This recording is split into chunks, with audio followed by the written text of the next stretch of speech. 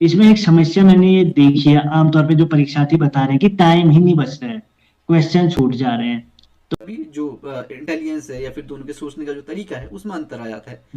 But इसमें आपकी question conceptual अगर करते हैं तो अच्छे से हमें आइडेंटिफाई हो जाता है कि कहाँ से क्वेश्चन आता है और कहाँ से नहीं आता है, क्योंकि क्वेश्चन देखो वही पूछते हैं हमेशा, लेकिन थोड़ा बहुत उनका पूछने का तरीका अलग हो जाता है। और अगर आप hello everyone, welcome back to the channel. तो ज्योग्राफी की जो सीरीज हमने स्टार्ट की थी जिसमें हमने पहले नवीन सर का आपको दिखाई थी सक्सेस स्टोरी, तो उसी क्रम को आगे हम बढ़ाएंगे। और आज हमको बताएंगे किस तरीके से जो हमारा आगामी पेपर है उसमें क्या हमारी स्ट्रेटजी रहनी चाहिए, क्या लास्ट मिनट में ऐसी चीजें हम पढ़ें, क्या करके जाएं कि आपका एग्जाम श्योर शॉट निकले ही निकले। क्योंकि उन्होंने खुद इस एग्जाम को बहुत बार क्लियर किया हुआ है और अभी 2021 में तो उनका जेआरएफ भी है। तो पहले तो पूछेंगे कि सर क्या आप सलाह देना चाहेंगे जो भी अभी नेट दे रहे हैं, जेआरएफ दे रहे हैं। सबसे पहले जो जिनके एग्जाम हो गए हैं और जिनके होने वाले हैं उनको मेरी शुभकामनाएं। मैं आशा करता हूं कि आप लोगों का जेआरएफ इस बार हमारे हमारे क्षेत्र से, हमारे डिस्ट्रिक्ट से, हमारे पूरे राज्य से अधिक जेआरएफ निकले। जी और सबसे पहले मैं स्ट्रेटेजी अपनी बताना चाहूँगा आप लोगों को, जो मैंने फ़ील किया है, जो मैंने एक्सपीरियंस है जो मेरा जी सर। छोटा-सा, तो वो मैं आपको देना चाहूँगा। देखिए, बहुत सारे सब्जेक्ट के एग्ज़ाम हो गए हैं, कुछ सब्जेक्टों के बचे हुए हैं। ज्योग्राफ़ी का भी हमारा शायद 12 अक्टूबर को एग्ज़ाम है, तो ज्योग्राफ़ी वाले बच्चों के लिए और ये और भी बच्चों के लिए जिनके एग्ज़ाम बचे हैं, उनके लिए कुछ टिप्स हैं, कुछ कुछ मेरे एक्सपीरियंस हैं जो मैं शेयर करना चाहता हूँ। जी सर। तो सर सबसे पहले मेरा व्यूवर्स से यही सबसे पहला मेरा पॉइंट ये है कि अपने माइंड को आप फ्रेश रखिए, बिल्कुल भी फ्रेश रखना है, बिल्कुल फ्रेश रखना है अपना माइंड। ज़्यादा सोचने की ज़रूरत नहीं है, क्योंकि जो आपने पढ़ाई की है, जो आपने तैयारी की है, उसे फाइनली वक्त आ गया है कि आप उसे अच्छे से उसे फिनिश करें। और दूसरा मैं ये कहूँगा, अब कुछ टॉपिक ऐसे होते हैं जो कि बहुत टफ होते हैं। हाँ जी। अब आपको कोई भी ऐसा टॉपिक नहीं पढ़ना, हालांकि हेलो हाँ जी, हाँ जी सर, आपकी आवाज़ आ रही है, प्रॉपर आ रही है आपकी आवाज़। जी, अब आपको कोई भी ऐसा टॉपिक नहीं पढ़ना है जो कि आपको टफ लगता है। अगर आप ऐसा करोगे तो आप सबसे पहली बात उसी में उलझ कर रह जाओगे, जी। और दूसरा आपका जो मोटिवेशन लेवल है, आप डिमोटिवेट हो जाओगे बिल्कुल। और आपको अपना मोटिवेशन स्ट्रॉन्ग करके रखना है। और हाँ तीसरी जी। चीज ये कि अफवाहों पे ध्यान ना दें। देखिए, दुनिया में कुछ ऐसे लोग भी होते हैं जो कि अपने फेलियर्स जो उनके होते हैं उनके लिए खुद को रिस्पॉन्सिबल नहीं मानते, बल्कि वो बहाने बनाते कि यार मेरा सिस्टम लैग कर रहा था, या स्क्रॉलिंग की प्रॉब्लम थी, या फिर टाइम नहीं बच पाया, या कोई भी प्रॉब्लम बता के वो लोग बोलते हैं कि इसलिए मेरा नहीं हो पाया। तो ऐसा बिल्कुल भी नहीं है, क्योंकि मैंने 5 या 6 बार एग्जाम दिया, मेरे साथ तो ये प्रॉब्लम 1% भी नहीं आई।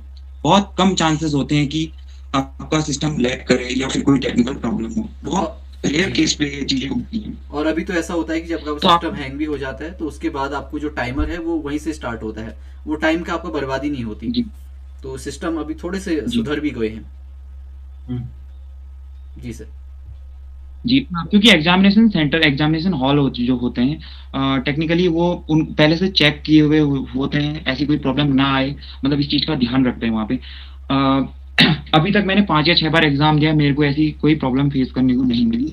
होती होगी बहुत सारे लोगों को, बट बहुत ही कम चांसेस रहते हैं कि ऐसी प्रॉब्लम देखने को मिले।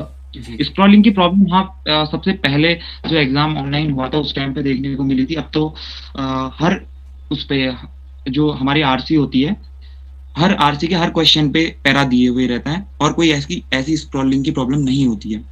सर एक और दुविधा होती है कि अभी जो भी एस्पायरेंट्स है वो बहुत सारे ग्रुप्स से, बहुत सारे लोगों से जुड़े रहते हैं और बहुत सारी इन्फॉर्मेशन वो इकट्ठा करना चाहते हैं। वो चाहते हैं कि जितना भी, जैसे ज्योग्राफी हो या फिर कोई और सब्जेक्ट हो, जितना मिल जाए उतना वो इकट्ठा कर लें। उनके पास क्या नया मिले, हमेशा ये चाहते हैं कि कुछ नया मिल जाए। जैसे हम हर चीज़ में नॉलेज की, क्योंकि नॉलेज तो ऐसी ही चीज़ है कि जो कि कभी कम नहीं होगी। जितना आप आगे बढ़ते जाओगे उतना आपको और सारी इन्फॉर्मेशन मिलती जाएगी। तो इन्फॉर्मेशन के पीछे बहुत सारे एस्पेरेंट भागते हैं। हमेशा उनको कोई नई एस्पेरेंट, कोई नई इन्फॉर्मेशन मिल जाए, कोई ऐसी नई थ्योरी मिल जाए, कोई ऐसा अतरंगी सा कुछ मिल जाए जिससे कि वो कहीं ना कहीं आगे निकल जाए। तो ये कहाँ तक ठीक है? सर बिल्कुल, अब बिल्कुल कुछ नया करने का, जहाँ तक मेरा एक्सपीरियंस है, नया करने का बिल्कुल भी टाइम नहीं है, क्योंकि अगर हम कुछ नई चीज़ें सीखते हैं तो एक बार में शायद हम बहुत ही कम लोग होते हैं जो एक बार में सीख लें। अगर हम उसमें ही अपना टाइम वेस्ट कर देंगे तो जो हमने, अगर हमने 100% में से 70% सिलेबस अपना कवर किया हुआ है, तो मैं ये मानता हूँ कि 70% ही अपना और ज़्यादा स्ट्रॉन्ग कीजिए, ताकि उस पर आप अच्छी कमांड बना सकें। जो 30% आपका छूट गया है, जो चीज़ें टफ हैं, उनको आप छोड़ दीजिए बिल्कुल, क्योंकि अगर उन पे उलझ के रह जाएंगे तो आपका 70% जो है वो कमजोर हो जाएगा, वो भी आप अच्छे से नहीं कर पाओगे। तो इसलिए कुछ नई इंफॉर्मेशन जो हैं उसको अभी कुछ टाइम के लिए, अगर आपका एग्जाम बहुत 10 दिन 15 दिन बाद है, तो ऐसी चीज़ों को अवॉइड कीजिए, यही कहना चाहूँगा मैं। जी सर, एक फेमस हमारा लॉ होता है 80-20 प्रिंसिपल, पारेटो लॉ से हम जानते हैं उसे।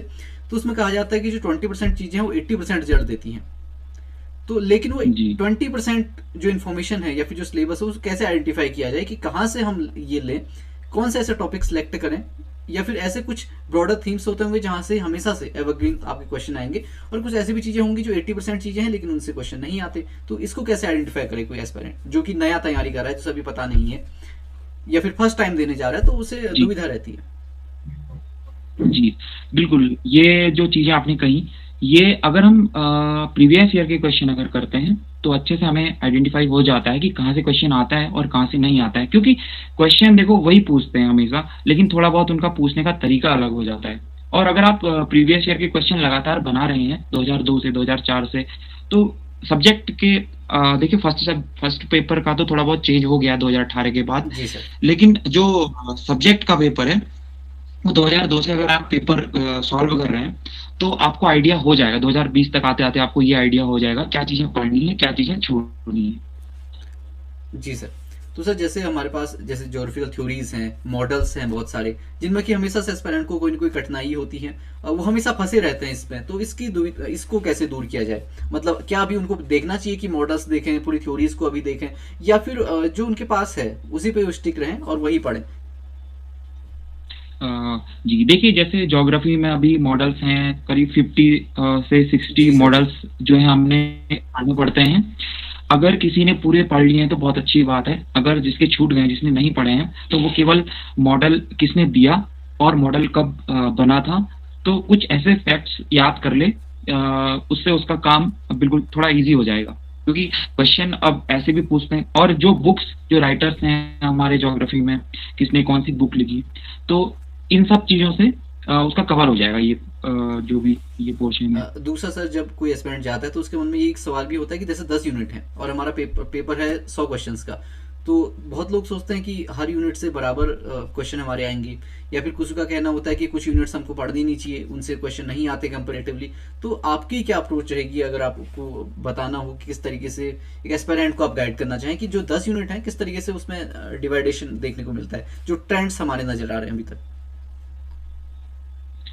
जी ये बिल्कुल मैंने भी ऐसा फील किया हुआ है कि हर यूनिट से 10 क्वेश्चन नहीं आते हैं। कुछ यूनिट्स ऐसी हैं जहाँ से अधिकतर क्वेश्चन आते हैं, और कुछ यूनिट्स ऐसी हैं जहाँ से बहुत कम क्वेश्चन आते हैं। जैसे हमारा ज्योग्राफी में फिजिकल ज्योग्राफी है, फिजिकल ज्योग्राफी में जियोमॉर्फोलॉजी है, क्लाइमेटोलॉजी है। इन दोनों से 30% जो हमारे क्वेश्चन हैं इन दोनों से ही आते हैं। दूसरा, मॉडल्स अगर आपके क्लियर हैं तो 20% वहाँ से कवर हो जाता है। जी तो अराउंड 50%। और सबसे इजी यूनिट मुझे लगती है थॉट्स। अगर आपके थॉट्स, मॉडल और फिजिकल ज्योग्राफी में जियोमॉर्फोलॉजी और क्लाइमेटोलॉजी क्लियर है तो आप 50 से 60% कर ले जाओगे। और जो और यूनिट है, जैसे इंडियन ज्योग्राफी है, इंडियन ज्योग्राफी में आप पॉपुलेशन पढ़ लीजिए और जो हमारा ड्रेनेज पैटर्न है वो पढ़ लीजिए। कुछ जैसे कल्चरल, और कुछ ज्योग्राफी ऐसी हैं, जैसे ज्योग्राफी के कुछ पार्ट ऐसे हैं जैसे कल्चरल ज्योग्राफी है और एग्रीकल्चर ज्योग्राफी है। जी सर। तो यहाँ से अगर आपने तैयारी नहीं की तो इनको आप स्किप भी कर सकते हैं थोड़ा, क्योंकि यहाँ से क्वेश्चन पूछने के चांसेस थोड़ा कम रहते हैं। जी सर, तो आपने मेजर ऐसी चीजें बता दी जो कि एक तरीके से हम कह सकते हैं कि ये ट्रिक्स होगी, या फिर जो भी टॉपर्स करते हैं किस तरीके से पढ़ना चाहिए, कहाँ से आपको छोड़ना है। और अभी लास्ट टाइम है तो फिर आप इन पे फोकस कीजिए, और जो बाकी की चीजें उनको थोड़ा आप जी स्किप भी कर सकते हैं, क्योंकि अब अभी तक आपने नहीं पढ़ा तो नया पढ़ने जाएंगे तो कहीं ना कहीं पुराना रिटेंशन जो किया हुआ है वो भी आप भूल जाएंगे। तो सर ये तो बात हुई हमारी पेपर 2 की यानी कि ज्योग्राफी की। अब हम थोड़ा बहुत आपसे जानना चाहेंगे पेपर 1 को किस तरीके से मैनेज किया जाए विद पेपर 2, और इससे बात जो करेंगे वो करेंगे विशाल चंद जी। हाँ, पेपर फर्स्ट से संबंधित मैं सर से सवाल पूछना चाहूंगा, लेकिन उससे पहले मेरे मन में भी दो सवाल आ रहे थे। एक तो 12 अक्टूबर को पेपर है, मुश्किल से हमारे पास 5-6 दिन बचे हुए हैं। तो क्या लास्ट मोमेंट में नई नई चीजें पढ़ने का जो ये आदत हो गई है, कुछ एग्जाम देते हैं परीक्षार्थी, तो क्या ये आदत सही है या आपको कैसी लगती है, जो नया नया पढ़ने की आदत है बच्चों की? नहीं सर, नई चीजें तो मैं बिल्कुल अवॉइड करना, मैं कहूंगा कि बिल्कुल अवॉइड करनी चाहिए, क्योंकि जो हमने पढ़ा हुआ है अगर अगर हम उसी को स्ट्रॉन्ग करें, क्योंकि नई चीजों में अगर हम उलझ जाएंगे तो हमारा जो हम डीमोटिवेट हो जाएंगे, हमारा मोटिवेशन लेवल थोड़ा डाउन हो जाएगा। और जितना हमने पढ़ लिया है अब 10 या 12 दिन में या 5 या 7 दिन में हम लोग उसको ही अगर रिवाइज करें। देखिए मेरा अप्रोच थोड़ा अलग था, मैं बिल्कुल अगर मेरे एग्जाम के 10 या 12 दिन बचे हुए होते थे तो मैं अपने नोट्स पकड़ता था और ऐसे उसे कहते हैं सरसरी निगाह से या पैनी निगाह से ऐसे एक बार देख लेता था कि कौन सा टॉपिक क्लियर है मेरा। बस ऐसे देख लो तो अपने आप को अंदर से सेटिस्फेक्शन हो जाता था कि हाँ ये क्लियर है। तो अभी हमारा क्या है, बिल्कुल भी पैनिक नहीं होना हमने, बिल्कुल मोटिवेशन लेवल अपना जो है वो हाई करके रखना है, स्ट्रॉन्ग रखना है, खुद को मोटिवेट रखना है, बिल्कुल नई चीजें बिल्कुल स्किप करनी है। अभी जितना पढ़ना था हमने पढ़ लिया, अब जो पुरानी चीजें हैं उन पे ही फोकस करना है, और पुरानी चीजों में से भी जो चीजें इजी हैं उन पे फोकस करना है। ये नहीं कि हमने टफ कोई चीज पकड़ ली, ताकि हमें लगे कि हमें अंदर से लगे कि हमारा मोटिवेशन लेवल थोड़ा हाई रहे। बस इस चीज के लिए हमने अपना एफर्ट्स डालने चाहिए कि हम मोटिवेट रहें। और सर एक चीज और पूछना चाह रहा था, ये जो लास्ट मोमेंट में मॉक लगाने की आदत है, ये क्या हमको फायदेमंद हो सकती है? क्या जो ये मॉक लगाते हैं हम लास्ट मोमेंट में, या आपने लगाए थे अपनी तैयारी के दौरान सर? सर लास्ट मोमेंट में मॉक मैं लगातार अपनी तैयारी के, मैं जब तैयारी करता था तो पहले से ही मैं लैपटॉप पे तैयारी करता था, क्योंकि क्वेश्चन सॉल्व करने की तैयारी करता था, तो इसलिए लास्ट मोमेंट में लगाने की जरूरत मुझे तो नहीं पड़ी। लेकिन हाँ, जिन लोगों को लैपटॉप में सॉल्व करने की आदत है, जिन लोगों को सिस्टम में क्वेश्चन पेपर सॉल्व करने की आदत है, उन लोगों के लिए तो ठीक है। अगर अगर अभी हम कोई बच्चे ऐसे हैं जिनके पास लैपटॉप नहीं है, अगर वो कुछ दिनों कर लें ऐसा भी कुछ एग्जाम तक, तो सही है कहीं ना कहीं। लेकिन मॉक अगर उन्होंने पहले किया हुआ है तो ठीक है। मॉक से ज्यादा तो मैं प्रीवियस ईयर के क्वेश्चन को कहूंगा कि आप उसको सॉल्व कीजिए। और सर एक क्वेश्चन और था मेरे दिमाग में, जैसे कुछ बच्चे लास्ट नेट का फॉर्म तो भर देते हैं, लेकिन लास्ट के 3 महीने जब बच्चे होते हैं तब पढ़ना शुरू करते हैं। क्या ये आदत आपको लगती है कि फायदेमंद है? क्योंकि बच्चों में जनरली यही देखा जाता है, जब लास्ट के 3 महीने बचे होते हैं पेपर होने के, तब तैयारी करना शुरू करते हैं बच्चे ज्यादातर। सर देखिए, वो तो हम उसे कह सकते हैं कि वो तो हमारा आलस है, हम डाल देते हैं। हमें बस हम उसके लिए तैयारी अगर पहले से करें, लगातार तैयारी करें, और टाइम हमारे पास कम भी है, मैनेज करते हुए चलें, तो वो हमारे लिए सही रहेगा। और देखिए जैसे आपने कहा 3 महीने बचे हुए, उसके बाद तैयारी करते हैं, तो कहीं ना कहीं वो 3 महीने भी उनके लिए, फिर वो कहेंगे 2 महीने बचे हैं, फिर कहेंगे वो 1 महीना बचा है, फिर कहेंगे, कई लोग ऐसे हैं जो मेरे कांटेक्ट में हैं, वो लोग कहते हैं कि अब बहुत कम टाइम बचा हुआ है, हम अब तैयारी करते हैं, या हम अगली बार तैयारी करेंगे, तो उनकी अगली बार कभी आती नहीं है। तो ये हमारा आलस है। देखिए अगर जिसने करना है, मैं जोड़ना मैं तो यही कहूंगा, कितना टाइम हमारा सफिशिएंट रहेगा इस पे। जैसे अगर कोई नया है जो कि एमए पास किया है, या फिर वो सोच रहा है कि मैंने अब से तैयारी करनी है, तो कितना टाइम सफिशिएंट रहता है? जी मैं ये कहूंगा कि जैसे आप पेपर 1 और पेपर 2 को सेम टाइम दीजिए। जैसे 2 घंटा आपने पेपर 1 पढ़ा है या 3 घंटा आपने पेपर 2 पढ़ा है, अगर आप रेगुलर पढ़ रहे हैं 5-6 महीने या 4-5 महीने, 4 या 5 घंटे भी दे रहे हैं, तो आपके लिए बहुत है। नेट क्या आपका जेआरएफ हो जाएगा अच्छे नंबरों से। जी सर एक सवाल और था कि अब जैसे आजकल पैटर्न बदला है, पिछले साल से पेपर फर्स्ट में जो है थोड़ा अकॉर्डिंग तो सिलेबस के आ ही रहे हैं, लेकिन थोड़ा सा क्वेश्चन थोड़ा घुमा के दिए जा रहे हैं। तो अब बच्चे किस तरीके से तैयारी करें पेपर फर्स्ट की? जी देखिए सर, ऐसा है, क्वेश्चन पूछने का तरीका उनका बदल गया, पैटर्न इसलिए बदल गया, मुझे जहाँ तक मेरा एक्सपीरियंस है, मुझे लगता है जो हमारा अनअकैडमी जैसे प्लेटफॉर्म है, जैसे यूट्यूब है, यहाँ पे लोग ज़्यादा एक्टिव हैं और शायद इसकी वजह से थोड़ा पैटर्न चेंज हो गया, क्योंकि यहाँ पे इतनी अच्छी तैयारियां हो जाती हैं यूट्यूब पे या कोई भी ऐसा प्लेटफॉर्म है, जिससे कि पहले देखिए जब ऑफलाइन होता था तो तब शायद यूट्यूब पे कोई पढ़ाता नहीं था, यूट्यूब उतना यूज कोई करता नहीं था। तो अब जितना इसके रिसोर्सेज बढ़ गए हैं उतना ही थोड़ा पेपर टफ तो नहीं कहूंगा मैं, थोड़ा घुमा के क्वेश्चन पूछने लग गए हैं। अब इसमें मेरी अप्रोच तो ये रहती थी, मैं एलिमिनेट करके सॉल्व करता था, जैसे आंसर को, अब क्योंकि क्वेश्चन वैसे ही पूछते हैं ऑप्शन के बाद ऑप्शन, तो इसलिए एलिमिनेट करता था मैं आंसर को, उसके बाद सॉल्व करता था। तो पेपर देखिए अगर आप अच्छे से क्वेश्चन पढ़ेंगे, थोड़ा लेंथी तो बना देते हैं नए स्टूडेंट के लिए, तो लेंथी होगा, लेकिन जो पुराने हमारे बैच के या जिनको थोड़ा एक्सपीरियंस होगा उनको लेंथी नहीं लगना चाहिए ये क्वेश्चन पेपर। बिल्कुल थोड़ा सा पैटर्न बदला है, लेकिन चीजें वही हैं जो 2018 से फर्स्ट पेपर में आती हैं। मैं इंद्र सर और नवीन सर से एक चीज पूछना चाहूंगा, जो आजकल जितने पिछले पेपर हुए हैं अभी तक और विषयों के, इसमें एक समस्या मैंने ये देखी है, आमतौर पे जो परीक्षार्थी बता रहे हैं कि टाइम ही नहीं बच रहा है, क्वेश्चन छूट जा रहे हैं। तो इस समस्या से कैसे बचे परीक्षार्थी? पहले नवीन सर।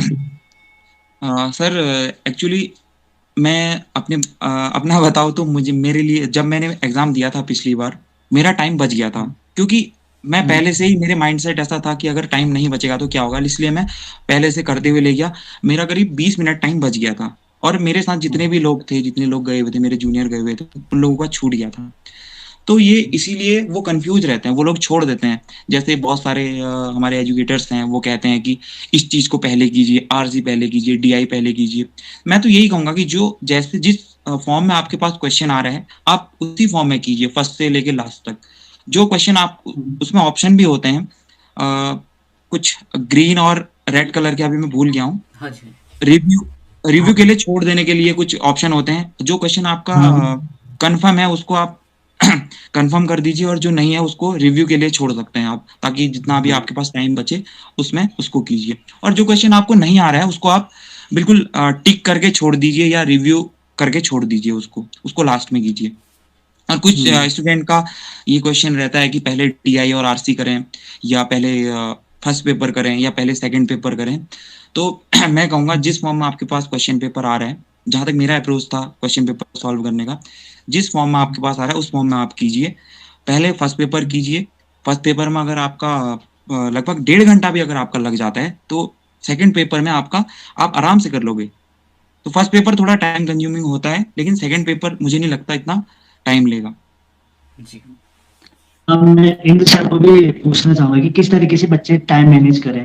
बच्चे अक्सर ये शिकायत कर रहे हैं कि उनके क्वेश्चन छूट जा रहे हैं पेपर फर्स्ट का, खास तौर पे। सेकंड तो ज्यादातर बच्चे, क्योंकि उनका बेस भी मजबूत रहता है, तो सेकंड तो जनरली सब बच्चे कहते हैं कि बेहतर गया करके। लेकिन पेपर फर्स्ट में ऐसी जनरली ये ट्रेंड क्यों देखने को मिल रहा है कि बच्चे कह रहे हैं कि या तो पेपर छूट जा रहा है या हार्ड आ जा रहा है करके? जी, जहाँ इस तक तरीके से टाइम पेपर मैनेजमेंट करें। छूटने का सवाल है, तो बहुत सारे एस्पिरेंट होते हैं जो कि हर क्वेश्चन को एक ही टाइम देते हैं। तो हर क्वेश्चन सेम समय का नहीं होता। कुछ क्वेश्चन आपके ऐसे होते हैं जो कि फैक्ट बेस्ड क्वेश्चन होते हैं, उसमें आप 2 या 3 सेकंड में माउस से आपको क्लिक करना है बस, अगर आपको आता है। और नहीं आता है तो बिल्कुल गलत हो जाएगा, तो कोई दो राय नहीं है। कुछ ऐसे क्वेश्चन होंगे जो कि थोड़े एनालिटिकल होंगे, आपको थोड़ा सोचना पड़ेगा। वो सोचने आप 2-3 बार रिविजिट करके अच्छे से सोचिए, आप उसमें कर लेंगे। और अगली चीज मैंने थोड़ा ये देखी है कि जिनका जैसे कोई फिक्स, हम अलग अलग बैकग्राउंड से आते हैं। मान लेते हैं कि मेरा मैथ्स बैकग्राउंड है, मुझे पसंद है कि मेरा डीआई तो बन जाएगा। अब वो डीआई तो बन जाएगा, ये मुझे भी पता है क्योंकि मुझे आता है।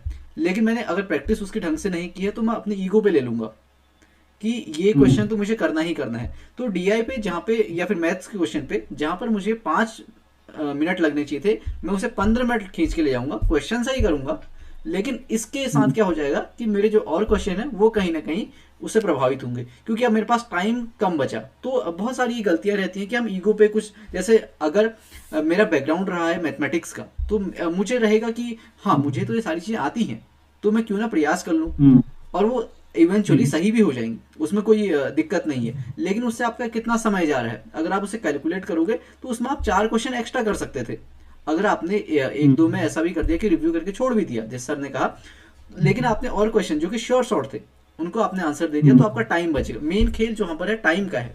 आपको ये समझना पड़ेगा कि अगर सभी के पास अनलिमिटेड टाइम हो तो आप 150 में से 150 क्वेश्चन भी कर सकते हो एलिमिनेट करके, अपने प्रीवियस नॉलेज लगा के, जो भी और स्किल से लगा के। लेकिन आपके पास 3 ही घंटे हैं और उसमें भी ऐसा नहीं है कि आपके फिक्स कोई गैप नहीं है, दोनों पेपर आपको करने हैं।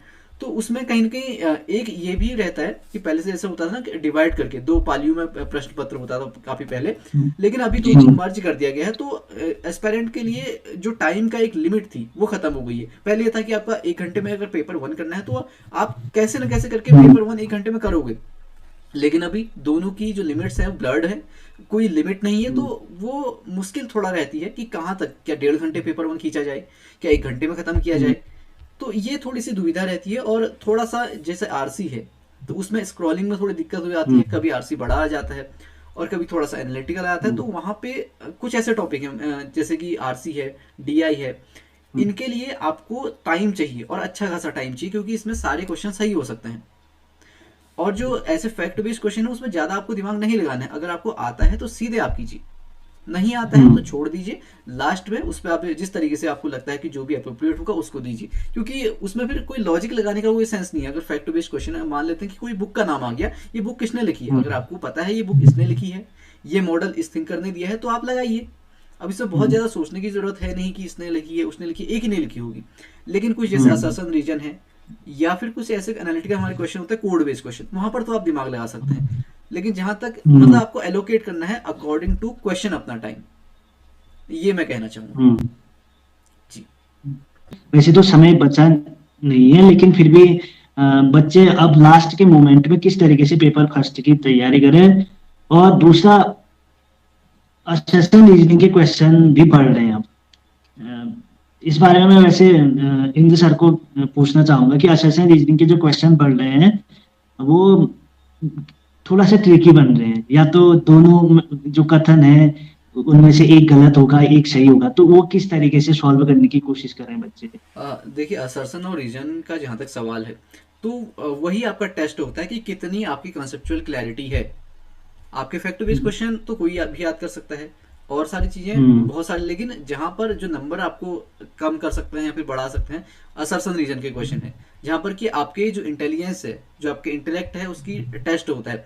और बहुत सारे असर्शन रीजन हम देखते हैं कि ऐसे होते हैं जो कि आपकी थ्योरी से रिलेटेड होते हैं। आपने अगर ध्यान से देखा होगा तो आपको लग रहा होगा कि ये बड़ी कॉमन सेंस के बेस्ड के असर्शन रीजन आ गए, लेकिन कहीं ना कहीं किसी न किसी थ्योरी, किसी न किसी मॉडल या फिर किसी न किसी चीज से वो जुड़े रहते हैं, किसी न किसी थिंकर से वो जुड़े रहते हैं। तो वो अगर आपने अच्छे से किया है तो फिर वहां पर आप गलत नहीं करोगे, पहली बात।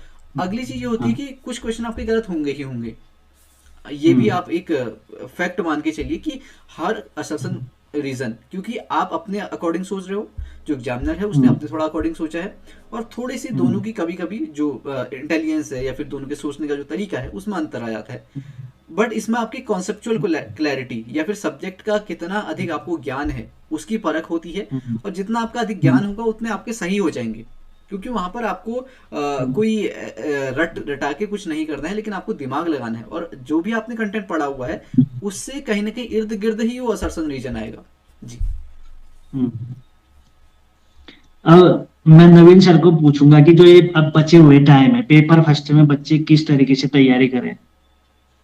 जी, मैं ये कहना चाहूँगा पेपर फर्स्ट में ज्योग्राफी का एग्जाम है या किसी भी सब्जेक्ट का एग्जाम है तो उनके लिए देखिए डीआई और आरसी मेन आपका मेरिट बनाते हैं, प्लस पॉइंट होते हैं। अगर आपका डीआई और आरसी में अगर आप चाहो तो जैसे मेरे ही थे 20 में से 19 क्वेश्चन सही थे मेरे, और एक मेरा इसलिए गलत हो गया कि मुझे लगा इतना इजी कैसे आ सकता है क्वेश्चन, इसलिए गलत हो गया।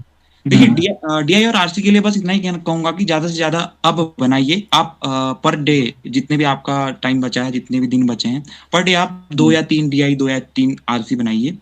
डीआई बहुत इजी है, अगर आपको थोड़ी सी भी प्रैक्टिस है आपकी तो डीआई बहुत इजी है, क्योंकि डीआई में कोई भारी भरकम मैथ्स नहीं आती है नेट के पेपर में, बस एवरेज, परसेंटेज, रेशियो से ही मैक्सिमम क्वेश्चन आते हैं। और अगर आपने पिछले 2-3 साल पुरानी डीआई सॉल्व की है तो 90% चांसेस हैं कि वैसी ही डीआई आपके पास आए। और आरसी के लिए सबका अलग अलग तरीका होता है। कोई क्वेश्चन पहले पढ़ता है और फिर पैराग्राफ पढ़ता है, और कोई पहले पैराग्राफ पढ़ता है फिर क्वेश्चन पढ़ता है। तो मेरा ये अप्रोच, आप किसी भी तरीके से आप बना सकते हैं आरसी, जैसे आपको सही लगे। तो आरसी में जितना आपको पढ़ने की हैबिट होगी, जितना आपको आपका लॉजिकल पावर जितना अच्छा होगा, उतना आप अच्छी आरसी बनाओगे। मेरा तो ये था कि पहले मैं 3-4 लाइन पढ़ लेता था आरसी में, उसके बाद क्वेश्चन देखता था इन 3-4 लाइंस में से जो भी कहीं कोई आंसर तो नहीं है। और होता भी यही था, 3-4 लाइन अगर आप पढ़ोगे तो एक आंसर आपको उसमें से मिल जाएगा। और दूसरा, कुछ फर्स्ट पेपर में कुछ ऐसी चीजें हैं जो जहाँ से फैक्ट बेस्ड क्वेश्चन आते हैं, और कुछ चीजें ऐसी हैं जो आप स्किप भी कर सकते हो, जैसे आईसीटी, कम्युनिकेशन, रिसर्च और लॉजिकल रीजनिंग और रीजनिंग और डीआई और आरसी। ये चीजें हैं जहाँ से बाहर से कुछ ज्यादा नहीं आती। अब थोड़ा टीचिंग एप्टीट्यूड है, कुछ अलग सी चीजें भी आ जाती हैं। तो उन अलग सी चीजों के लिए आप अपना ज्यादा टाइम वेस्ट मत कीजिए। अगर आपकी 5 या 6 यूनिट कंप्लीट हैं, 5 या इससे ज्यादा यूनिट आपकी परफेक्ट हैं, तो आप 30 प्लस अगर क्वेश्चन कर लेते हो फर्स्ट पेपर में, तो आपका आराम से फर्स्ट पेपर क्लियर हो जाएगा। मेरे 37 नंबर थे, और शायद कुछ क्लेम लगाए थे, क्लेम के आंसर हमें, क्योंकि परसेंटाइल में रिजल्ट आया था तो हम लोगों को पता नहीं चल पाया, तो शायद 38 सही हुए थे। तो यही कहना चाहूंगा, प्लस पॉइंट जी 50। अब वो एक क्वेश्चन या तो ज्योग्राफी में सही हुआ या यहाँ सही हुआ, उसका कोई रिजल्ट मिला नहीं, हमने क्लेम किया हुआ था, तो मैं 37 ही मानता हूँ। तो इतने सही थे क्वेश्चन। जैसे आरसी और डीआई आपकी फर्स्ट पेपर में भी आती है, सेकंड में भी आती है, दोनों में अगर आप कर लेते हो प्लस पॉइंट रहता है। नेट भी हो जाएगा, अगर आप जिसका जीआरएफ रुक रहा है उसका जीआरएफ हो जाएगा, जिसका नेट रुक रहा है उसका नेट हो जाएगा, इन सब चीजों का। तो टीचिंग एप्टीट्यूड में थोड़ा जो अगर आपने बीएड किया हुआ है किसी ने, तो वो और भी अच्छे तरीके से कर लेगा, क्योंकि पेडागोगी और एंड्रोगोगी जो भी है बीएड का सिलेबस है, तो वहां पे पढ़ाया जाता है। अब वहां से, जैसे पिछली बार हमारे पेपर में तो नहीं आया था, इकोनॉमिक्स के पेपर में आया था, कुछ हेड वाला क्वेश्चन आ गया था, रेड हेड किसे कहते हैं या ब्लू हेड किसे कहते हैं। तो उसके बाद आके हमने सर्च किया तो वो पेडागोगी का ही था। वहां पे स्टूडेंट थोड़ा पैनिक हो गए थे, बोल रहे थे ये पता नहीं आउट ऑफ सिलेबस आ गया था। वो आउट ऑफ सिलेबस, बट कुछ जैसे मॉडल्स में, टीचिंग में, टीचिंग एप्टीट्यूड में कुछ मॉडल्स से क्वेश्चन पूछ रहा है, और तो इस तरह की चीजें आपने थोड़ा पकड़नी पड़ेंगी कि कहाँ से क्वेश्चन आ रहे हैं। और बाकी थोड़ा ट्रिक आपने थोड़ा, आपको आपकी सोचने की शक्ति जितनी होगी मजबूत होगी, और आपकी छांटने की शक्ति मजबूत होगी, उतना आप अच्छे से पेपर 1 कर सकते हैं। और पेपर 2 में वही मैंने बता दिया, फिजिकल ज्योग्राफी और थोड़ा बहुत मॉडल्स और थोड़ी बुक्स के नाम अगर आपको याद हैं, और प्रीवियस ईयर के क्वेश्चन आपने किए हुए हैं, तो 50 प्लस आप कर जाओगे वैसे ही। और अगर आपने पूरा पढ़ा हुआ है तो बहुत अच्छी बात है। मेरा पेपर सेकंड इतना, मैंने पढ़ा बहुत था, बट मेरा इतना अच्छा नहीं गया, 64 ही सही थे मेरे, बट हो सकते थे वो 70 प्लस या 75 प्लस हो सकते थे। और फर्स्ट पेपर मेरा स्ट्रॉन्ग था, तो ठीक हुआ उसमें। अब मैं इंद्र सर को भी कहूंगा कि थोड़ा पेपर फर्स्ट के बारे में अपनी राय दें, जो अब आने वाले पेपर बच्चों जो सब्जेक्ट है। अगर आपका बैकग्राउंड ऐसा है कि आपने बहुत सारी चीजें की हुई हैं, तो आपके लिए एक जनरल पेपर बन जाएगा, वो आपके लिए काफी आसान हो जाएगा। लेकिन आपका बैकग्राउंड जैसे आपका ज्योग्राफी है और हमेशा ज्योग्राफी रहा है, तो कुछ चीजें उसमें आपको रिलेट मिलेंगी, जैसे कि इन्वायरमेंट हम ज्योग्राफी में पढ़ते हैं कहीं ना कहीं, और वहां भी आप पढ़ोगे। इसके अलावा कुछ नई चीजें भी आपको मिलेंगी, जैसे आईसीटी है, कम्युनिकेशन है। अगर आपने बीएड किया हुआ है तो सर ने बताया कि टीचिंग बड़ा आसान हो जाएगा आपके लिए। रिसर्च का आप कहीं ना कहीं जब आप रिसर्च में आते हो और जब भी पढ़ते हो, तो रिसर्च का कहीं ना कहीं आपका टच में रहते हो आप, भले ही उतना नहीं रहते हो, लेकिन फिर भी थोड़ा बहुत आपको पढ़ना पड़ेगा, क्योंकि वहां से एनालिटिकल क्वेश्चन आपके आते हैं। इसके अलावा हमारी जो आरसी है वो पेपर 1 पेपर 2 दोनों में है। DI mathematical reasoning, logical reasoning, ये ऐसी चीजें हैं जो कि आपको प्रैक्टिस करनी है। इसमें मैंने देखा है कि बहुत सारे लोग क्या करते हैं कि सिर्फ थ्योरीज पढ़ते रहते हैं, वीडियोस देखते रहते हैं। तो बेटर ये रहता है कि जैसे आप मैथमेटिकल रीजनिंग करते हैं, लॉजिकल रीजनिंग करते हैं, तो प्रीवियस ईयर क्वेश्चन आप निकालिए, उन क्वेश्चंस के अकॉर्डिंग आप अपनी तैयारी को सेव कीजिए। कि जैसे अगर डीआई ही है, तो इसके बजाय कि मैं 2-4 वीडियो देखूं, इसके बजाय मैं प्रीवियस ईयर क्वेश्चन पेपर से 4-5 डीआई निकाल लूं, उनको सॉल्व करूं। इस तरीके से मैथ्स का जो पोर्शन है वो कहीं ना कहीं प्रैक्टिस का है ज्यादा, तो आप प्रैक्टिस उसमें जितना अधिक करते जाओगे, और इससे ये भी बेटर हो सकता है कि जैसे आपने दोबारा से 8th या 9th को किसी को पढ़ा रहे हो आप, तो वही सिलेबस हमारा यहाँ भी आता है। तो एक तरीके से ये इस तरीके से भी हमारा काम आ जाता है, और इसमें बहुत ज़्यादा डरने की भी ज़रूरत नहीं होती, और कुछ चीज़ें एलिमिनेट करनी होती हैं। जैसे अगर टीचिंग ही है, टीचिंग एप्टीट्यूड में बहुत सारे लोग ऐसे होते हैं कि जो बीएड का सिलेबस पूरा ले लेते हैं, जबकि यहाँ पर सिर्फ हमारा 10 नंबर का आएगा। हमको अब बीएड के सिलेबस से बहुत कुछ नहीं करना है, हमको सिर्फ इतना ही पढ़ना है जितना कि हमारा काम हो जाए। और या फिर किसी और टॉपिक आईसीटी के लिए पूरी कंप्यूटर की बुक ले आएंगे। तो ये कुछ अप्रोच हैं जो कि ये पूरा टाइम ले लेती हैं। पूरी बुक आपने खरीद ली कंप्यूटर की क्योंकि आईसीटी आपकी उसमें है, आपने इन्वायरमेंट की पूरी बुक खरीद ली क्योंकि आपके उसमें इन्वायरमेंट वाला टॉपिक है। तो उतना नहीं करना होता, आपको प्रीवियस क्वेश्चन पेपर एनालाइज करने होते हैं, उसके अकॉर्डिंग आपको टॉपिक बनाने होते हैं कि ये टॉपिक में करना है, और कुछ चीजें छोड़नी होती हैं। अगर क्योंकि 100% आप करने जाओगे तो पेपर 2 की जो तैयारी है वो कहीं ना कहीं इफेक्ट करेगी, और वहां पर भी हमको बहुत अधिक पढ़ना है। तो फिर यहाँ पर हमको एक लॉजिक लगा के या फिर अपनी स्ट्रेटजी बना के, जो कह रहे हैं स्मार्ट वर्क, जो हम कहते हैं स्मार्ट वर्क करके कि क्या करना है क्या छोड़ना है, तो इस पे ज्यादा ध्यान देना पड़ेगा, तभी हम एक बेहतर तरीके से पेपर 1 को कर पाएंगे। तो अभी दोनों से बातचीत करके हमको पेपर फर्स्ट की बहुत उपयोगी जानकारी प्राप्त हुई, और अब मेरे को लगता है कि ये बातचीत बहुत सार्थक रही होगी, और आने वाले जो पेपर है उनमें बच्चों के लिए उपयोगी भी रहेगी। तो मैं अब इंद्र सर को आगे के लिए कहूंगा। तो थैंक यू सो मच आपका, जो कि इतनी वैल्यूबल जानकारी आपने दी। और क्योंकि ये हम नया प्रयास कर रहे हैं जहाँ पर कि हम ज्योग्राफी की स्ट्रेटजी, जो कि अमूमन इस चैनल पे नहीं होती हैं, और इसके लिए मैं नवीन सर और विशाल सर का बड़ा धन्यवाद ज्ञापन करूंगा कि आपने इतने सारगर तरीके से, एक कॉम्प्रिहेंसिव तरीके से, किस तरीके से पेपर 2 की होनी चाहिए, पेपर 1 की होनी चाहिए, क्या क्या प्रोबेबल क्वेश्चन एस्पिरेंट्स के मन में हो सकते हैं, उन सबको लेके हमने यहाँ पर चर्चा की, और ये कहीं ना कहीं फ्रूटफुल रहा होगा सेशन आपके लिए। थैंक यू सो मच हमारे से जुड़ने के लिए। इसी तरीके से अन्य सब्जेक्ट्स या फिर ज्योग्राफी में ही हम आगे बढ़ाने की कोशिश करेंगे, जब भी नवीन सर के पास उपलब्ध समय होता है, जब भी आपको समय देंगे। तो इसी के साथ मिलते हैं अगली वीडियो में। इसी तरीके से देखते रहिए और आगे बढ़ते रहिए। Thank you.